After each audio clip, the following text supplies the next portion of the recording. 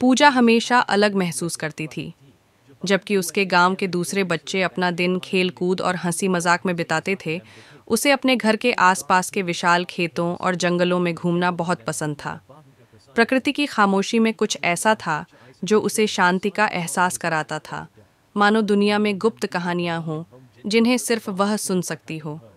एक धूप भरी दोपहर, जब वह हमेशा की तरह जंगल में और अंदर गई, तो उसे कुछ अप्रत्याशित दिखाई दिया।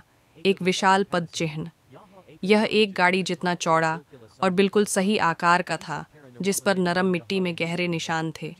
पूजा की आंखें चौड़ी हो गईं। क्या यह हो सकता है? जैसे जैसे वह जंगल में आगे बढ़ती गई, उसका दिल तेजी से धड़कने लगा। पैरों के निशान बड़े होते गए। घंटों लगने के बाद पूजा आखिरकार एक खुले मैदान में पहुंची, और वहां बीच में एक डायनासोर खड़ा था। उसका विशाल शरीर पपड़ीदार हरे रंग की त्वचा से ढका हुआ था, और उसकी बड़ी आंखें उसे कोमल जिज्ञासा से देख रही थीं। ये बहुत बड़ा था, पेड़ों से ऊंचा, फिर भी उसका आसन शांत और निडर था। पूजा की सांस उसके गले में अटक गई। उसने किताबों में डायनासोर के बारे में पढ़ा था, लेकिन कभी नहीं सोचा था कि वह किसी से व्यक्तिगत रूप से मिल पाएगी। डायनासोर ने एक हल्की गड़गड़ाहट वाली आवाज़ निकाली, लगभग एक गुर्राहट की तरह, लेकिन इसमें कोई दुर्भावना नहीं थी। पूजा ने सावधानी से एक कदम आगे बढ़ाया। उसका दिल उत्साह से धड़क रहा था। उसने हमेशा किसी ऐसी अविश्वसनीय चीज़ का सामना करने का सपना देखा था, लेकिन अब जब यह वास्तविक था, तो उसे यकीन नहीं था कि क्या करना है। उसे आश्चर्य हुआ जब डायनासोर ने अपना सिर नीचे किया, अपना विशाल चेहरा उसके करीब लाया। पूजा ने कोई हिचकिचाहट नहीं दिखाई। इसके बजाय उसने धीरे से हाथ बढ़ाया। उसकी उंगलियां उसके चिकने तराजू से टकरा रही थीं।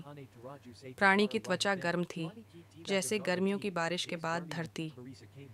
नमस्ते, पूजा ने लगभग विस्मय में फुसफुसाया। डायनासोर ने अपना सिर झुकाया, जैसे कि वह समझ गया हो। उसने अपनी थूथन से उसे धीरे से धक्का दिया, और पूजा हंस पड़ी। उसे एक ऐसा जुड़ाव महसूस हुआ जिसे वह समझा नहीं सकती थी। उसने पूरी दोपहर उस प्राणी के साथ बिताई, जिसका नाम उसने तारो रखने का फैसला किया।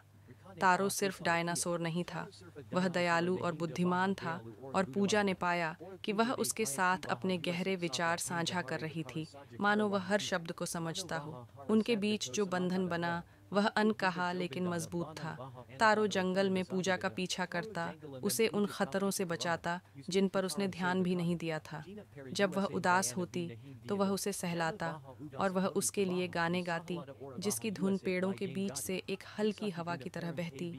दिन हफ्तों में बदल गए, और पूजा जानती थी कि वह तारों को हमेशा के लिए अपने पास नहीं रख सकती।